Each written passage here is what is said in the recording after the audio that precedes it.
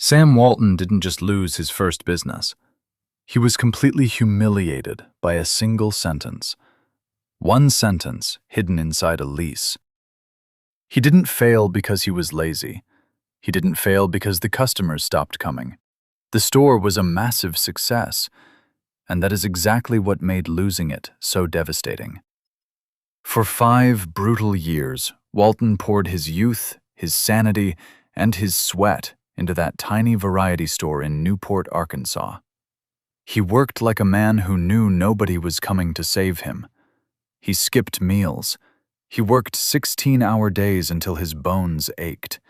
He sacrificed the precious, unrepeatable years of his young family's life, all to build a foundation for their future. He thought he was finally winning, but his landlord was watching. The landlord saw the packed aisles. He saw the skyrocketing sales, and with a cold, calculated smirk, he refused to renew the lease. He used a legal loophole to steal the location, wanting the successful business for his own son. The building was not Walton's. The ground beneath his feet was not his. Imagine the absolute psychological gut punch. Imagine walking through your front door, looking into the eyes of your wife and young children, and having to choke out the words that the dream you nearly killed yourself to build has been ripped away from you. That kind of loss strips away your dignity. It makes you question your worth. It doesn't feel like a normal failure. It feels like a betrayal. It leaves a bitter, burning phantom pain in your chest that tells you to stop trying. Most people would have let that bitterness consume them. They would have crawled into a safe, quiet life, too terrified to ever risk their heart again. But Walton used the humiliation as fuel. He moved his family to Bentonville, Arkansas, a tiny town other retailers treated like worthless leftovers. He didn't arrive with a grand, confident empire plan. He arrived with a bruised ego, a mountain of debt, and a desperate, suffocating need to survive. He started over with Walton's 5 and dime, but this time, he bought the damn building. He had learned the most brutal rule of survival the hard way. It does not matter how hard you work if someone else controls the door. He threw himself back into the fire with a terrifying obsession. He drove thousands of miles across dirt roads in a battered old car, checking competitor prices, writing notes until his fingers bled, sleeping in cheap, roach-infested motels just to save a single dollar. When he opened the first Walmart in 1962, the giants of the industry laughed at him. The building was ugly. The sign was cheap. Banks looked at this stubborn, exhausted man opening discount shops in dirt-poor farm towns and slammed their doors in his face. And the pressure was relentless. Selling at ruthlessly low prices isn't a glamorous business strategy. It is a daily suicide mission. The margins were so razor-thin that a single bad shipping delay, a single spoiled crate of inventory, or one wrong location choice would eat an entire month's profit.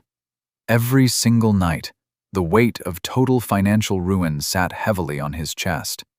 To survive, Walton had to out-hustle, out-think, and out-endure the entire retail system. While wealthy city executives sat in air-conditioned offices drinking expensive coffee, Walton was crawling on the dirty floors of his stores, counting stock, and listening to the workers at the bottom because he knew they held the truth. He was never above the dirt. He was never too proud to crawl. He clustered his stores tightly in forgotten territories. He built his own distribution network from nothing. Small towns gave him loyalty because he was the only one who cared enough to show up. Low prices gave struggling families a lifeline.